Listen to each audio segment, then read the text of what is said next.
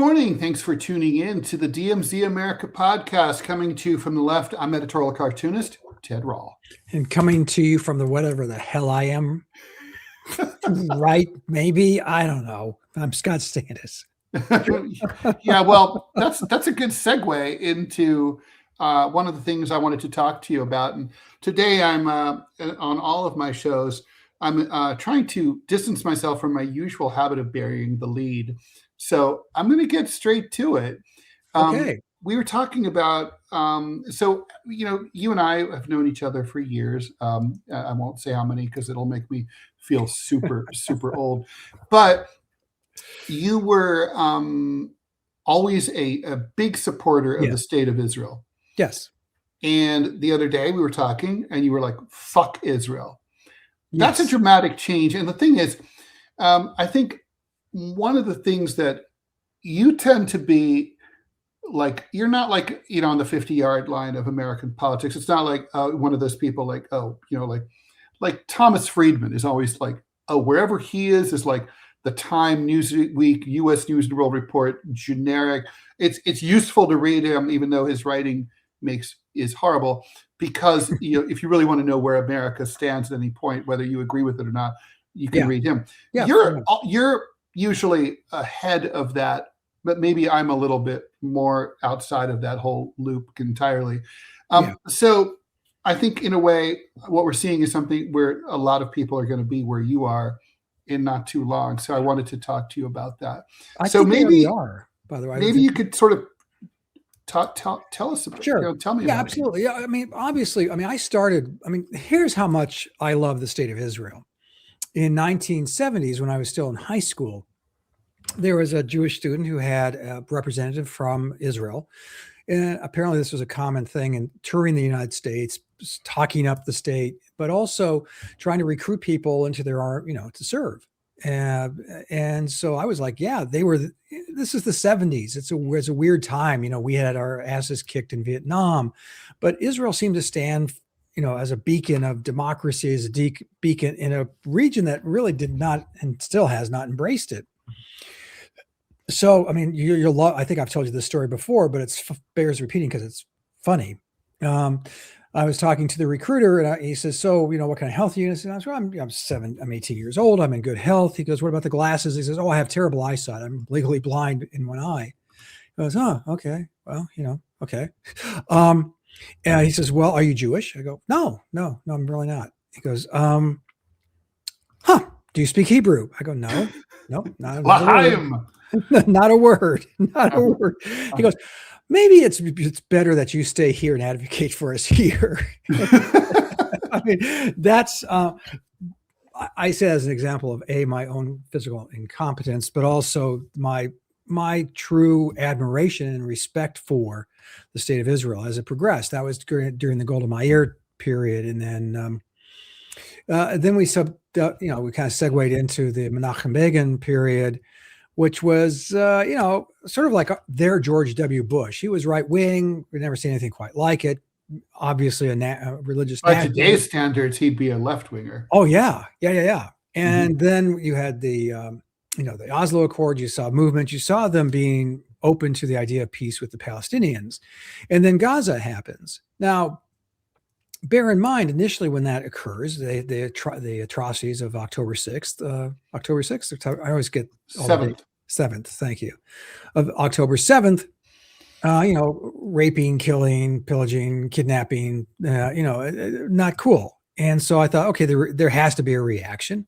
There was, and then it just kept rolling along. And let me take a sidestep here too, if I may explain myself, Ted. That is that I'm also have become anti-war. I think wars are dumb. Ted can attest that I kind of gave up on that during the Iraq invasion, which initially I supported because apparently I'm stupid. And then it turned out all the things we were told were false. And it just got to be a loss, large loss of life on both sides, capital, treasure, all of it. And just really kind of came back to my original conclusion that wars are dumb. Gaza went on and on and on, and the atrocities built up because wars, you can't avoid atrocities if you're going to do anything that anything that transcends the 17th century act of war, which was two troops faced each other with banners and flags, and they marched towards each other in manly fashion. We bomb everything now, and so of course civilians are going to be killed. So Gaza continues to rile, and they continue to bomb the shit out of it. They continue to bomb southern Lebanon indiscriminately. They'll tell you it's discriminate, but it's not, because they can't be, because they're bombs. Things that go really can't be thoughtful. And now we have what our actions in Iran. And while again, you can make the case that Iran was, supported many of the bad actors in the region, you could have had a reasoned approach. But no, that's not what Israel's doing. Israel is doing some heinous acts that are just impossible to say, yeah, that's okay. The best you can do is say, well, that's peripheral damage, that's collateral damage, we can live with that. And Ted, that's not okay. If it's your child that's been, blown to bits, the fact that they're collateral damage isn't going to assuage your anger or make it morally okay. Israel always held the moral high ground until it didn't. And it doesn't now. And I'm hearing this from a lot of friends, many of whom were in the same position I was, great admirers of Israel, again, the beacon of hope in that region. And there, you can't, tell me I'm wrong. You can't hold that mantle if you're blowing up children. You can't do it. And so that's where I am. And I'm is this only Netanyahu and the religious nationalists within Israel who are to blame? And once they get voted out, assuming that ever happens, this all goes back to being hunky-dory. Because Israel was born of the time in the history that it was, they were held to, and should have been held to, a higher standard. And they have failed that standard. It's really that simple. And that's where I am today. So, and it's not easy for me to say. Like Ted said, I love the state of Israel. I was a big fan, loved it. Still haven't been. I hear it's nice. Why did you care so much about Israel? I mean, you're not Jewish. I'm not. Like you said, you've never even been. I mean, why did you take an interest in this country as opposed to Botswana? Well, because Botswana doesn't have the attributes that Israel does. That is an educated, forward viewing at the time population, and particularly the democratic institutions. If you're Muslim in Israel, you can vote. If you're Christian, you can vote. Well, you have limited. I mean, you have reduced voting rights as a Muslim. Well, explain that, because I don't know that that's true. Is it? It is true. Yeah. It's an apartheid state. I mean, you are able to vote for some things and not for other things.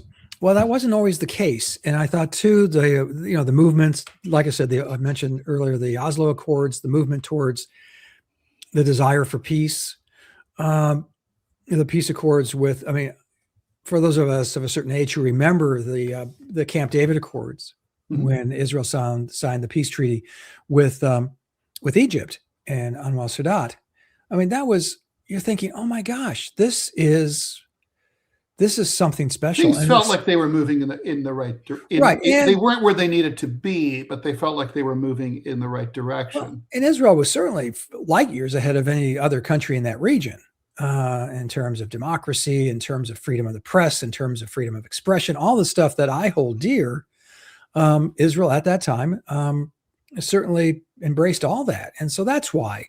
And they also had the balls to protect it. America seemed sort of ballless at the time.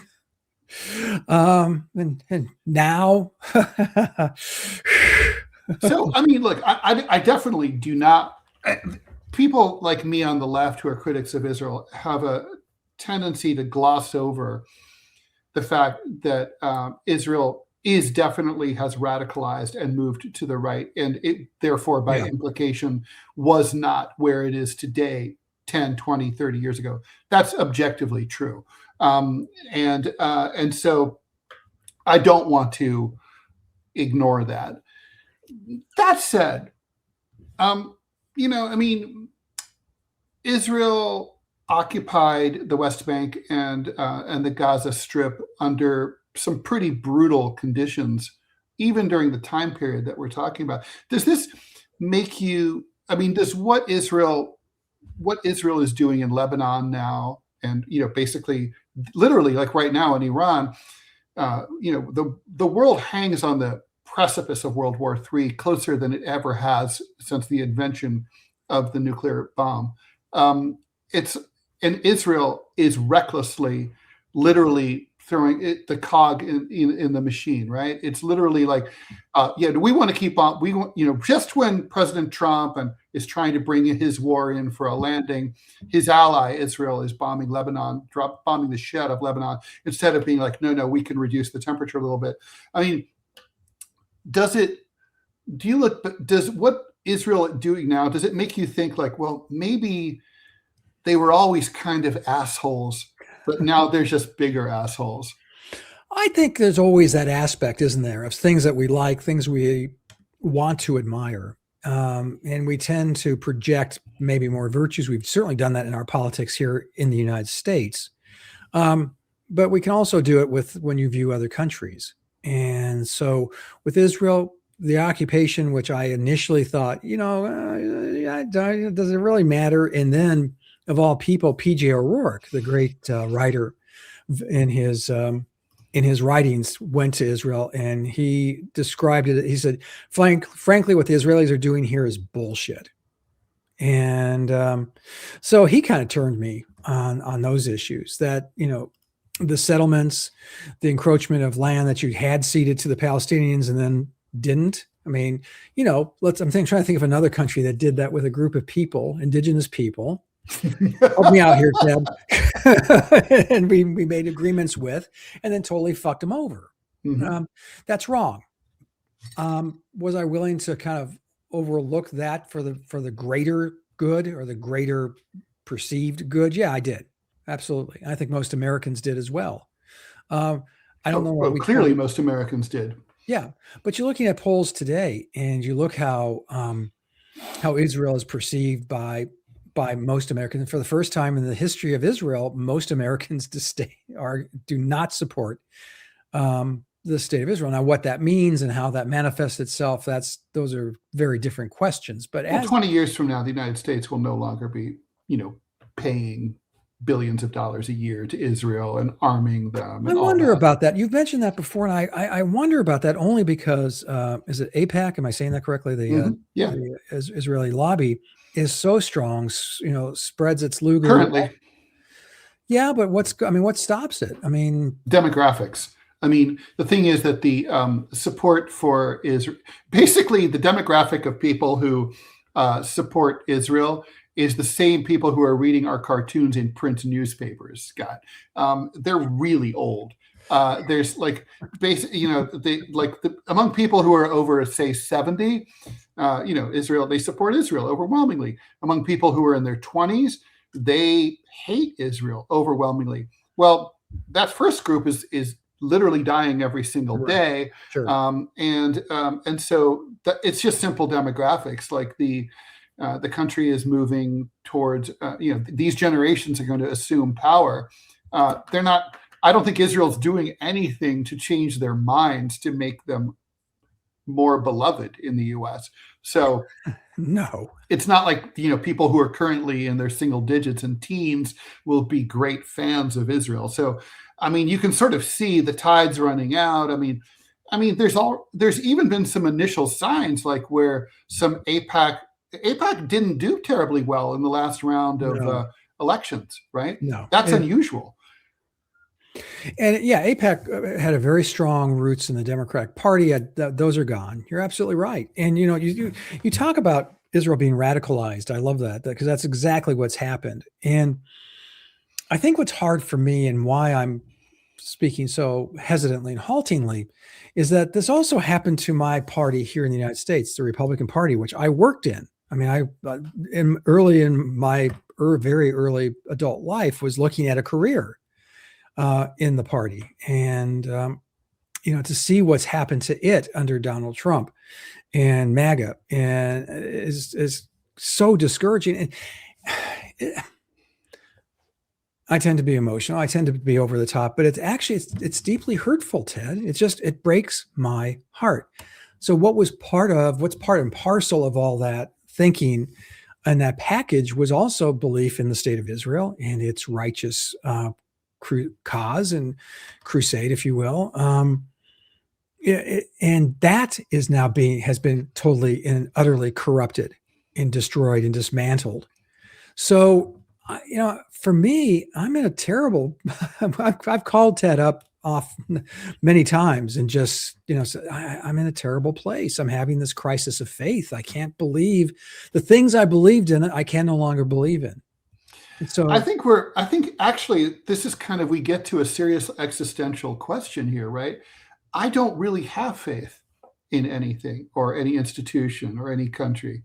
And I just wonder if maybe that's why I don't have these crises. I don't put my faith into, I don't believe in a team. I don't believe that, I used to vote Democratic and I volunteered and I worked for Democratic campaigns, but I never loved the Democratic Party. I was just like, they're there, I'm aligned with them.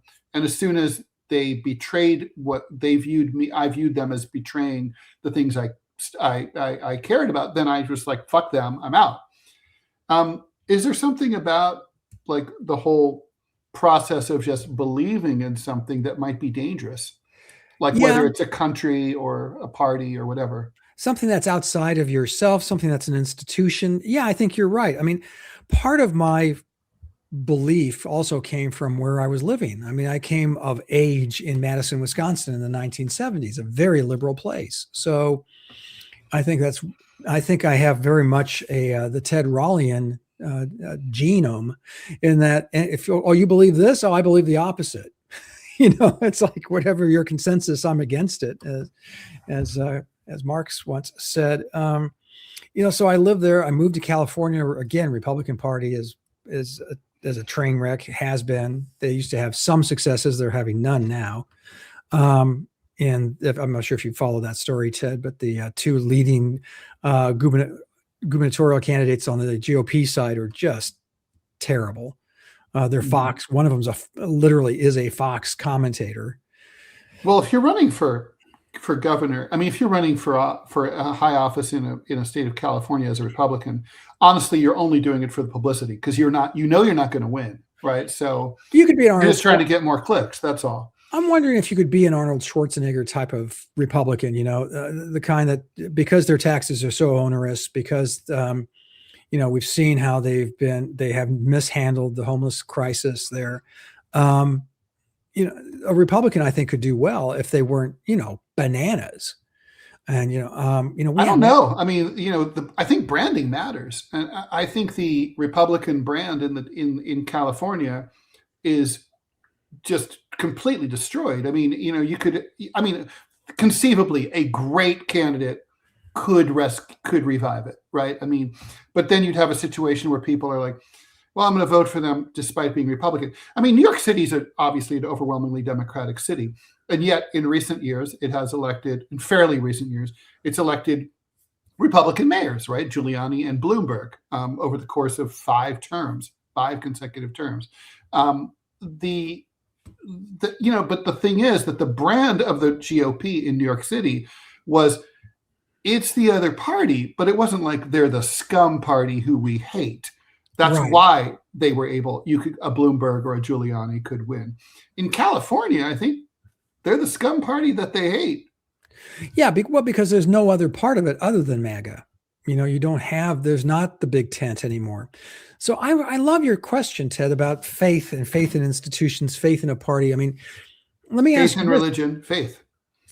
I mean, faith in people. Yeah.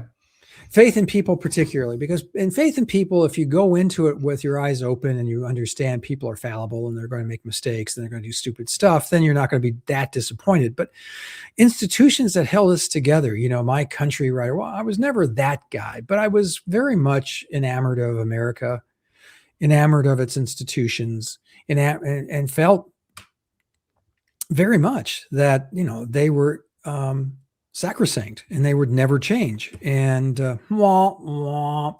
But let me ask you something, Ted. You said you didn't have love for the Democratic Party, but you were a delegate to the 1980 Democratic Convention, and you still didn't have, even as an 18-year-old? I don't think that my, maybe Bluth Funk is saying, maybe because of your life experience, you don't need the American Disneyland fantasy, but most American men really still live in the cowboy white man's burden fantasy. Plus, having a French mother gives you a totally different perspective too. Yeah, I think that's probably true. Look, I was definitely Team Democrat, but not to the point of ever looking past like a betrayal, right? So like at that convention, for example, I was already seeing at the age of 17, my party turning toward the right as I saw it, right? I mean, Jimmy Carter kind of cheated, kind of, in the 1980 campaign to deny Ted Kennedy the nomination and change the rules. And, at the convention, I mean, it was sleazy. I mean, if the delegates had been allowed to vote the way they wanted, Ted Kennedy would have been the nominee, and he would have had a better shot at beating Reagan than Ted Kennedy, than Jimmy Carter did. But I guess my point is, I'm kind of like, Missouri, I'm a show me person. Like, okay, I'll participate in your thing if it doesn't look like it sucks too bad. But when it looks like it sucks too bad, I'm out. I mean, so like, I worked on the anti-apartheid movement at the Columbia campus in the early to mid 80s. And we were trying to get the university to divest from holdings in South Africa. But as soon as I discerned that like most of the people in the steering committee of the student group were derps, I'm like, I'm out. And I still was against apartheid. I was still against divest. I still wanted the university to divest. But I'm like, fuck this. I'm like, I can't be bothered. I don't feel that human beings are trustworthy enough to like sort of think. Like, I read shit now online. It drives me crazy. Literally, I'm verbatim, like, people say Donald Trump can do no wrong. He always does the right thing. I'm like, I have trust around Donald Trump. He will always do the right thing. No, you cannot trust any human being to that extent at all. Okay. So, I mean, and I'm like, if you think that, you're fucking stupid. Like, trust Donald Trump, trust Jesus Christ, trust nobody. Like, just like use your fucking eyes and wait and see and observe. And if being part of a group works for you, then be part of the group. But if it doesn't, don't be part of the group. That's just my personality, I think. Well, I think too, and you are, I'm not sure literalist is the right word, but yeah, you're a show me guy. And faith comes from a part of our psyche that, exactly what it sounds like. It doesn't need or doesn't require scientific observation, and it doesn't need proof. I always say that faith, religious faith, probably comes from the same place where love comes from, in your brain chemistry. I love my wife more than anything in the whole wide world. There are literally billions of other women on this planet. Why her? But I don't know. But also at this stage, because you've seen her do lots of things that justify your love. Well, justify my respect, justify my affection, but love is something different. I don't know that you can justify or unjustify it. I think it's just something you have. And I think faith is the same thing. Now, does that mean that faith is stupid?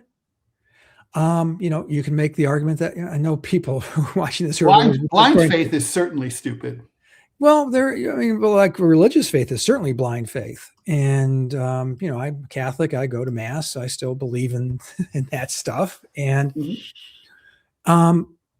it's very comforting. I mean, you and I, yes. I won't get into it here. Probably some people can guess what I'm going to talk about. I'm referring to. You and I earlier this week have been talking about how I was blindsided by someone who I had faith in and who I trusted. Yeah. And basically, my faith in that person proved to be unjustified. And I guess I kind of think every time I start to like lower my guard, I'm like reminded by an incident like this, like, oh yeah, you gotta like always rate your favorite Reagan, trust but verify. Yeah. Yeah. And I think that, again, my religious friends will hear this and cringe, but Christ in the New Testament discusses it directly, that you're going to have moments of faithlessness. His disciples, obviously, during the Passion, had moments of lost all faith. Well, even Christ himself, right? I don't know how you would interpret this, or how like our producer Robbie would interpret it, but when he says, like, my father, why have you forsaken me? I interpret that as as basically like an acknowledgement that he despaired in the final hour, and it's a way of validating his humanity rather over his divinity at that particular point. To say, like, look, his body was in agony, and he felt abandoned, and I think it's incredibly powerful. Yeah, and I think it's empowering, and I think it does speak to our faith, and that's really interesting that you apply faith to these. That I had faith in the party, I had faith in institutions like Israel, like democracy. Wah, wah. Well, democracy is a process, right? I mean, so it's not really an institution. Well, but America was, let's face it, that was our boast, wasn't it? I mean, we're a democracy, and now you're having an administration and a whole, 50% of the American population is just Jake, with the idea that we could somehow, kind of fiddle with the elections and get the results that we want. We're certainly moving towards that. We sure are. I don't know if you took note of the fact that the United States government, the Selective Service, will automatically register all 18 to 26-year-olds for the draft, whether they want to or not, starting in December. Did you register? I did, not immediately. The FBI sent 2 dudes to my mom's house in Ohio looking for me. Seriously? Wow. They did, yeah. And because you didn't register for the draft? Yeah, I was told that if I didn't, that I would lose all my financial aid. That Reagan passed that law, and so I was like, "Oh, fuck it." So then I registered. Okay. So I mean, so let's pivot a little bit. I mean, I've got to talk to you about. I mean, before that, let's not quite. So, I've done since October 7th, 2023, I've done more studying and deep dives into the origins of, Zionism and the foundations of the Jewish state in Israel than ever before. I've read a bunch of books about it. And, it's very clear that to my reading, and I've read a lot of books by Zionists who are very pro-Israel, very Zionist, that basically all conclude that essentially this was a British colonial project. The Balfour Declaration of 1920. It's the UK that basically was administering what is today, what was Palestine at the time, part of the former Ottoman Empire, and there had been Zionist Jewish immigration to that region since beginning in the 1880s, and then accelerating over time. And they were buying land. Basically, they were doing everything kind of like they show up and buy land legitimately. They weren't stealing land or anything like that. But then the Zionist lobby went to the UK, and they were asking the Brits to basically say, listen, we want you to say that it is your intent for this to become the future Jewish homeland. And that's what the 1920 Balfour Declaration says. Balfour, the Brits, are giving away something that they don't even own, right? They did control the region, though, didn't they? Or sure, but it's like they controlled it, but they didn't own it. It's not theirs, right? And at that point, that's sort of like that led the Zionist movement to become more aggressive and resort to violence. and coercion towards and stealing Arab land, and I mean, and that's sort of things flow from that. I mean, it really became the origins of it as a sort of British colony ethno state are there. I thought it was interesting that basically the British thinking was the British were a bunch of anti-Semites, and they were like, "This is great. We'll get all the European Jews the fuck out of the UK and out of Western Europe, and they'll fucking go live in the scrub down there with the Arabs. Good riddance." That was literally their thinking. And I mean, I don't know. Like, well, but let's fast forward from the 1920s to post World War II, and you had the Truman administration. He had his business partner, actually from Independence, Missouri, happened to be Jewish, and was a Zionist, and convinced President Truman, it was at 47 or 48, to recognize the state of Israel. 47, yeah. And the United Nations, under their charter, they recognized it as well. And that was the creation of the state of Israel as we know it today. So, yeah, I was kind of vaguely aware, just because I know how British colonialism works. And it's not very nice nor friendly. No. So I'm not surprised at the least to hear that it's also anti-Semitic, because they're everything. Yeah. And they were worse back then. So their perception was not, they didn't care if it was a democratic state, a theocracy. They did not give a shit. Is that right? They gave no shits about any of that, right? But a side note too, just so we keeping with our podcast and the history we love so much, right after the ending of World War II, and we knew the full extent of the camps and so on, the southern part, if you look at the map of Germany total before it was partitioned east and west for a while, but if you look at, there's a little lump at the bottom, that was going to be the state of Israel. That would have been a good idea. That would have been a great idea. They weren't surrounded by people who hated them. I mean, on a cellular level. You would have had a state to the north of you that was really, really sorry. And Germany has certainly shown itself. You're punishing the people who are responsible. Yes. Yeah. I mean, most Jewish people were from Central and Eastern Europe. So culturally, topographically, geographically, they'd be closer to their origins. It would be more familiar. Climatically, even. Yeah. So do you have any idea why they didn't follow through on that? Because the Germans didn't wanna. Well, they didn't want a lot of stuff. Well, also the Zionist movement really picked up. So during World War II, the Zionist leadership, who were by this point really determined to increase the Jewish population in Palestine and make their Zionist dream a reality and dominate that and form Israel. They were like, oh, the Holocaust is the crisis that creates the opportunity for us to make this case to the West. So, obviously the news, obviously anti-Semitism in Germany was well understood, as soon as Hitler came to power in 1933. The news about the camps and all that started to leak out by 1942. And so by 43 and 44, it was well understood what was happening to Jews in Europe, right?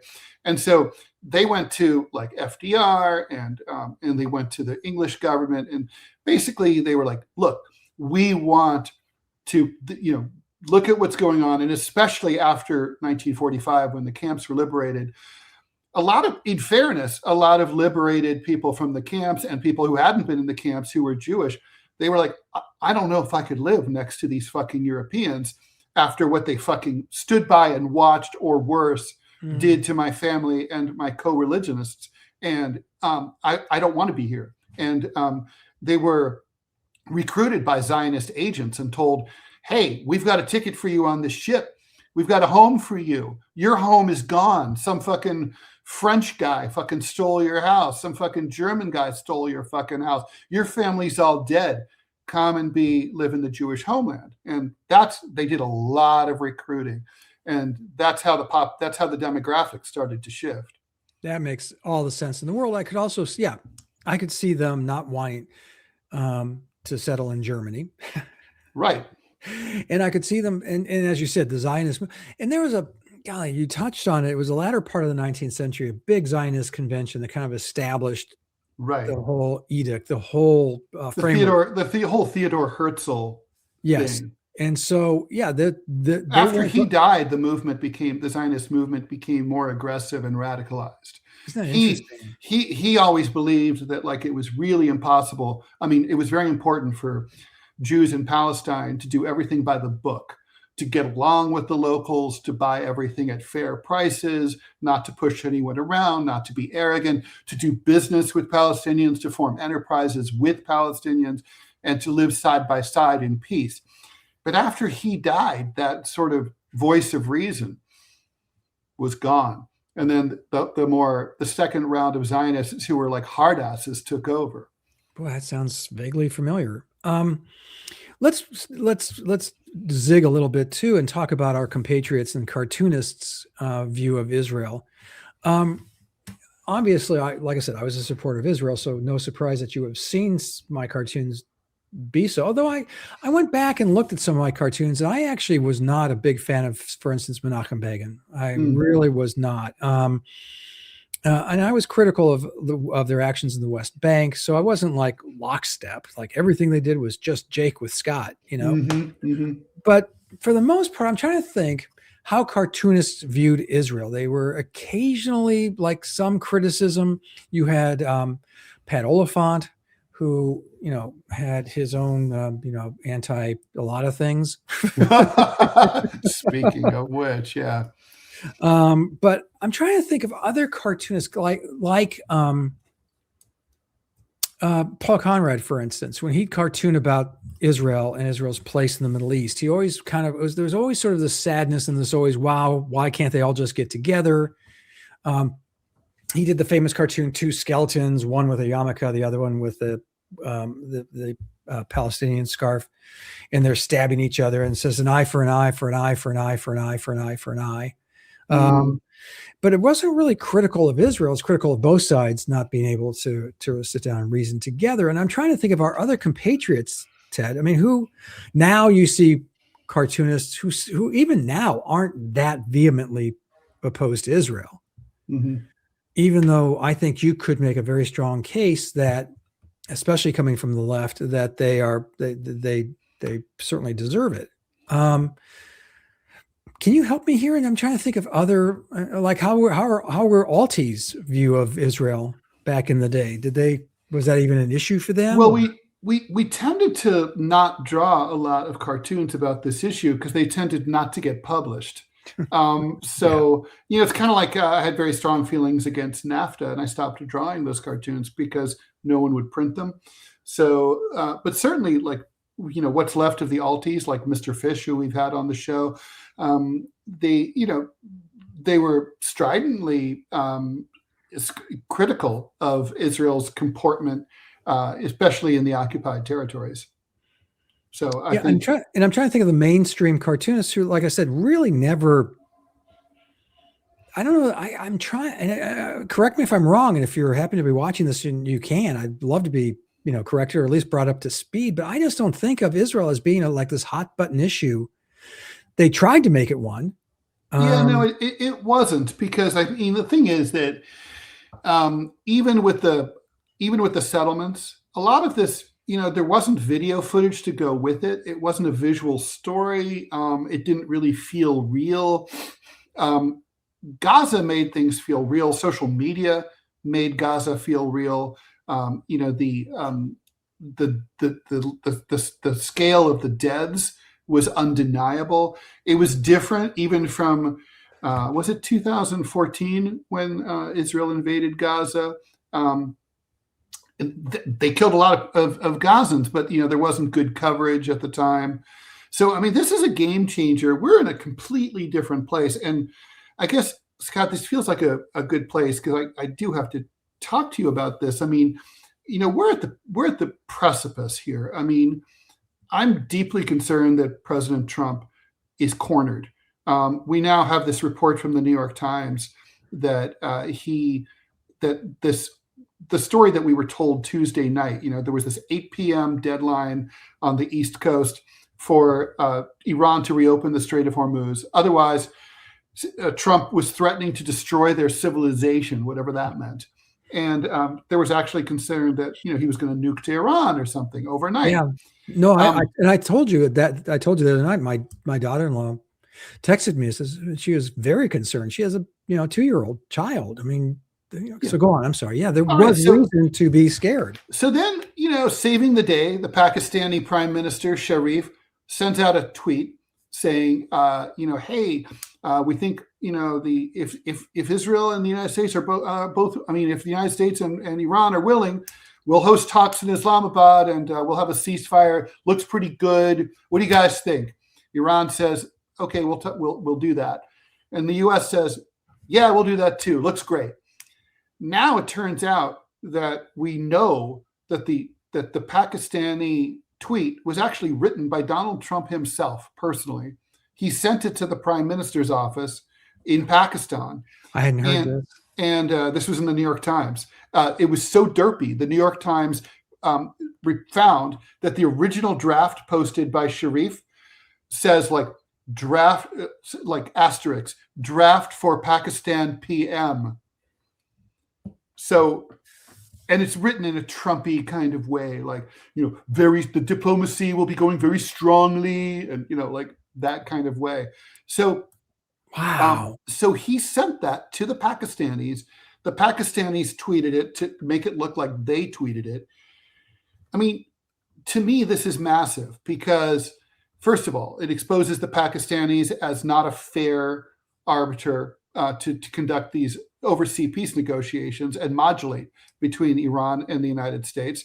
The Iranians cannot trust the Pakistanis now. They shouldn't, they can't, they won't.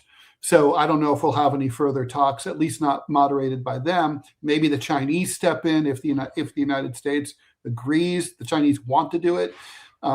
They should, and then it also shows that Trump, with all of his bluster, I'm going to, you crazy bastards, reopen the strait. He knows he's lost because Iran has absolute 100% irrevocable control of the Strait of Hormuz and therefore the global economy, and there's nothing that he can do about it. And now he's been exposed. I mean, you see where I'm going with this, right? He's a cornered, desperate man. Yeah. He's getting calls from presidents of European countries, Asian countries, cut the shit. We're running out of oil. Oil prices are already up 70%. You got to stop it. And so he's under tremendous pressure. He's cornered. He's like a trapped rat.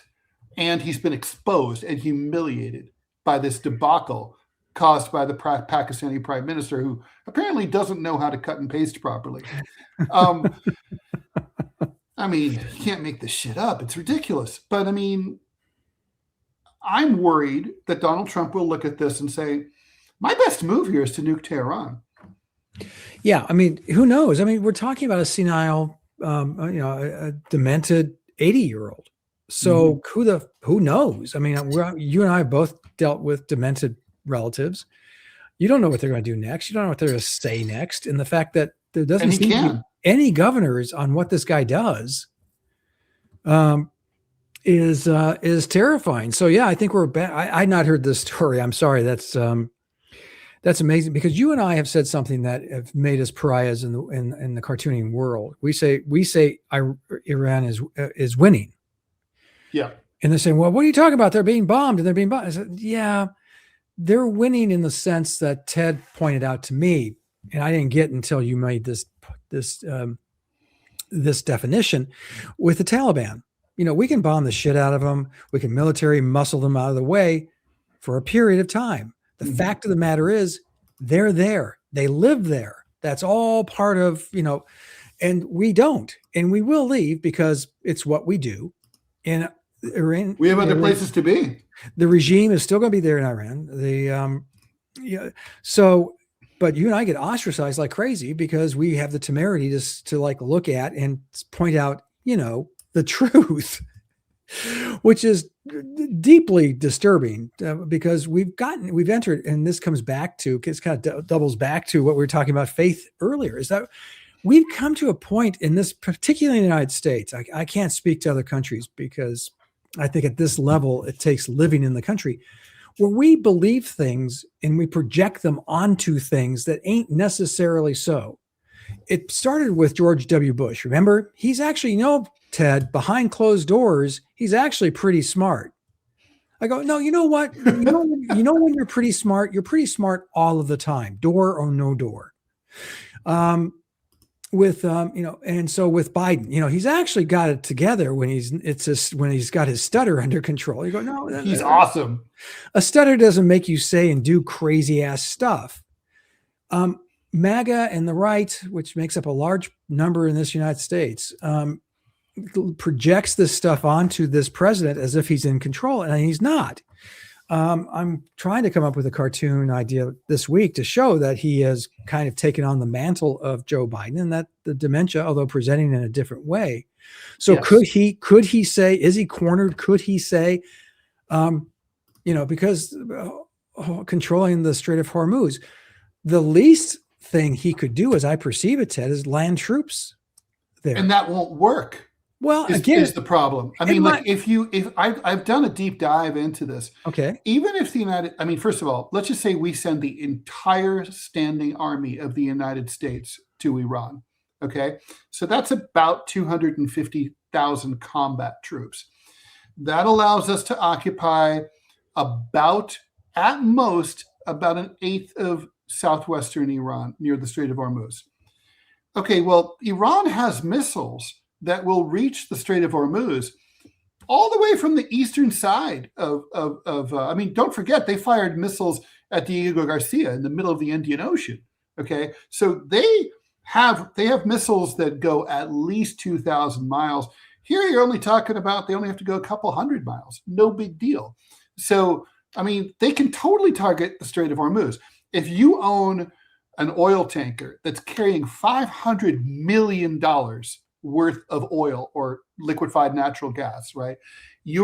Are you sending that through the Strait of Hormuz unless you are 100.0% sure that nothing's going to blow it up? No, you're sitting on it because it's $500 million. So it's going to sit there. So if there's even a small chance that some spicy Iranian is going to missile that your ship, nothing's going through there. So the strait is, combat troops won't do it. You can take over Kharg Island. You can occupy, you can move Americans' families there. Unless you take over the entire nation of Iran and subjugate 92 million people, in which case you're going to probably need to make your standing army about 5 million people. Yeah. Which we don't have and can't have. It literally just can't be done. We cannot we cannot open the Strait of Hormuz by force. The only method would be to nuke Tehran and then pull a Truman and say, "Oh, we'll do the same now to Mashhad unless you surrender." It's the only way. If you wanted to resolve this militarily, the point is that you can't resolve it militarily. If you really want to solve it, you're going to have to give the Iranians a lot of what they want. You're going to have to. You won, we lost. What do you need? Well, and that's where, going back to the straits, where they're talking about a fee, some kind of passage fee, which the number they're mentioning right now is $1 million to $2 million a ship. Well, 20, 30 ships a day go through there. So all of a sudden, what you've done, the Trump administration has given a very solid cash inflow to the Iranian coffers of, $20 million, $30 million a day. That can create a lot of mischief in the region. And so it actually has the exact opposite effect of what we were hoping to achieve. I'm watching Fox News and reading. We wanted to degrade Iran. We've elevated them. We have, and we've also elevated the Republican Guard and all of its actors to quash any kind of internal uprising. Internal dissent. And that is a regime. We don't talk about that enough in Iran. In the United States, but Iran has a lot more overlapping redundancies of governance than probably any other country in the world. That's why it's been always kind of been hard to strike a deal with Iran, because you might be talking to someone who's powerful in the presidency, but he's not powerful in the religious leadership, in the theocracy, or you're dealing with the Ayatollah, but he's not IRGC. You know what I mean? Like there's a lot of, so it's hard to make, you do a handshake deal with one dude and know that it means something. Yeah, it's so we've actually worked against all of the interests we say we were working for when we entered this thing. And there's a reason other presidents didn't do it. And it wasn't because they didn't have the balls to go in and bomb Iran. It was because they were told the same things Ted just told you, which is, this are going to be the repercussions. This is what's going to happen. This is exactly the morass you don't want to step in, and you're going to strengthen the very institutions you hoped to weaken. So all of that being said, I don't know what the next step. The logical, using air quotes here, the logical next step for Trump is to just declare victory and leave. I mean, like the story coming out of Pakistan is jaw dropping. But the Strait of Hormuz remains closed is the problem. You can negotiate. We have a good friend of the show, Charles Lipson. I'm not sure if you've been reading what he's been writing about this issue for the last few days. And his take is that they actually was a victory for the Trump administration, because he said, I'm going to bomb you into the Stone Age. And it was the only language and verbiage that the people in leadership left in Iran could understand and would respond to. And they did. So, yeah, but they don't, that's not true. I mean, the only thing that the Iranians are going to respond to now, or would have responded to, would have been exactly the opposite, which would have been, we'll lift the sanctions, we'll normalize relations, we'll exchange tourists, we're going to have, we're going to get back to business like the revolution never even happened. Trump will make a state visit. Yeah. That going to Tehran and talk, it would be, now that's how Trump gets his Nobel Peace Prize. Yeah, well, I think that ship has sailed, don't you? Yeah, I think so too. Especially if he uses a nuclear weapon. Look, I'm, of all the opinions that are expressed in punditry, to me, one of the stupidest is the other side only understands force. Everyone says that. It's lazy. It's not true. Look, there's lots of things that would motivate, everyone can be motivated by things other than force. There's always something. Now, with the Iranians, they want their sanctions lifted. They want to be reintegrated into the global economy. They want to be no longer diplomatically isolated.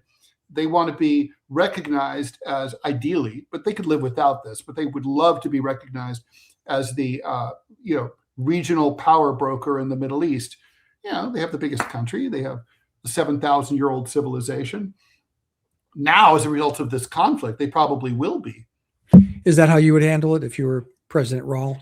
Well, if I were, I would not be in this present situation. Right. Okay. I would never have done this war. And if I was going to do it, I would never have done it hand in hand with the Israelis. Let me just say that the political optics, right? I mean, if you're making the argument to the Iranian people, we're here to liberate you, and we're gonna decapitate the regime so that you guys can fill the power vacuum with a free and democratic government of your choosing. That's a hard sell. And if you're doing that with the Jewish state at your side to a Muslim country, the Islamic Republic, that's an entirely different animal. That's a joke. That's a mockery. I mean, it's one of those things that the Iranian people cannot and will not believe, Yeah, I think I've talked about this before, because I lived in LA. You're familiar with Iran as a country. You've actually been there, but I lived in a community that was had a large Persian population, huge, and people look at me sideways when I say this. Is we should be besties. We should. That we have so much in common attitudinally, our worldview, our social view, all of it is just. But the revolution of '79 kind of put the kibosh on all of that. And I would even make the argument that the Shah, who had his secret police and was murdering people, had something to do with it as well. Well, that's why the revolution happened. Yes, of course. So, but we could be conceivably working towards, and this is where my granola crunchy, peace-loving, faith-based foreign policy comes into play. We should be friends, and it's not like we should be friends with with the Taliban. No, that's never going to happen. There's nothing there. Yeah, maybe we could have cordial relations. We could coexist, maybe, but we can't. And we're not going to be buds. Right. We could be buds with Iran, and should be. True. And we used to be, sort of. And we could be working towards that, but we're not. So where we are today, I'm terrible at predicting what this guy's going to do next, Ted. I've never, ever been good at predicting what Donald Trump will do next, or what the reaction to what he does. I've been wrong since 2015. I thought the elevator ride was stupid. You heard his verbiage. Let's go one step further, right? Like, let's say I'm right and that I think there's like a 25% chance Donald Trump will nuke Tehran, which is ridiculous, but it's that high. That is high. But let's just say he does that. I don't think anything will happen. I don't think he will leave. I don't think he would be removed from office. I don't think he'd be impeached. I don't think the Republican Party would kick him to the curb. I don't think the international community would do anything meaningful. I don't think anything would happen any more than happened to Harry Truman. Really? You don't think the international community would rise up and just say the United States is now a pariah nation? No, because we're so economically integrated with the rest of the world. The dollar is the reserve currency. We can take them all down with us. They can't. Imposing sanctions on us is like imposing sanctions on themselves. Yeah, but they have been over the last few years. I'd say over the last 10 years, actually, the capital has been leaving the United States. Unfortunately, it's going to places like China. But the United States controlled 33 point something percent of the wealth of the world. It's never happened before. Never. And that's diminished now. I think it's down to 29, 28%, and it's going down. Mm-hmm. My point is that, yes, we're economically integrated, but I suspect in the next few years, that's going to be less and less the case. I agree with that. And if that gets to be, then you have Europeans, you have Asia, the emerging markets in Africa are going to become more and more important, and we are going to become less and less important, but we'll still be driving our big dumb trucks. And because it's what we do. It's what we do. I really do. And this may be another podcast, because I'm ending up with saying that how deeply disappointed, pessimistic I am about the future of the United States. And, I'm saying this during our 250th anniversary. Buy your stuff now. That I think, and we've talked about it before, and we'll talk about it again. But is the American century, which lasted 2.5, over? And I think you can make a very strong case that it is. I'd love to hear from people who think that it's not. Oh, yeah, no, for sure. And we can have that discussion. Just one little conversation. Mr. A. Lee says, no, Ted, you have it backwards. The U.S. relies on the world. I mean, it certainly does. Not the world relies on the U.S. Well, they do. They do. And yeah. The U.S. dollar is the world's reserve currency. I mean, if the dollar were to lose value in a significant way, then suddenly, all these economies collapse too. I mean, I don't wish that. I wish it wasn't so, but it is so. And that's the last thing, last part of faith that we're going to talk about. And that's where my heart is broken as well, is where the United States is, what I thought it was. It wasn't, and it isn't. And I don't think it can ever be again. So no, I agree with that. But on that note, well, that's up. So maybe no singing today. No, I don't feel like singing today, man. No singing. All right, Scott. Always a pleasure. I'll talk to you later. Bye.